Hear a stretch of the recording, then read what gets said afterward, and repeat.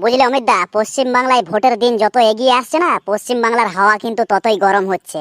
কেউ কাউকে ছেড়ে কথা বলছে না, উভয় পক্ষ কিন্তু সমানভাবে তাল মিলিয়ে একদম লড়াই চালিয়ে যাচ্ছে। বিশেষ করে বিজেপির সব নেতা মন্ত্রীরা ভোটের জন্য মরিয়া হয়ে উঠেছে। বলছেন ভোট পাওয়ার জন্য যদি মরতেও হয় তাহলে মরতে রাজি আছে, কিন্তু পশ্চিম বাংলায় 2026-এ বিজেপি সরকারকে ক্ষমতায় আনবো। বিজেপির প্রত্যেকটা নেতা মন্ত্রী মমতা ব্যানার্জিকে কটাক্ষ করে বলছেন যে চোরেদের সরকার পাল্টানো দরকার, দুর্নীতির সরকার পাল্টানো দরকার। তাই পশ্চিম বাংলার প্রত্যেকটি জনসাধারণের কাছে আমরা অনুরোধ করছি, আপনারা সবাই একসাথে দলবদ্ধভাবে এসুন এবং বিজেপির হাত শক্ত করুন।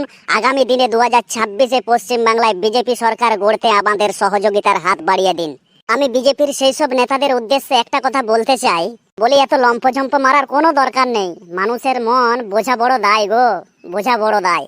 4ই মে তোমাদের এই আশা যেন আবার নিরাশা না হয়ে যায়। পশ্চিমবাংলায় 100% মানুষের মধ্যে 60% মানুষ মমতা ব্যানার্জিকে সাপোর্ট করে, যারা মমতা ব্যানার্জিকে একদম মন থেকে চায়। আর বাকি রইল 40%, যেটা প্রত্যেকটা রাজনৈতিক দলের মধ্যে লড়াই হবে।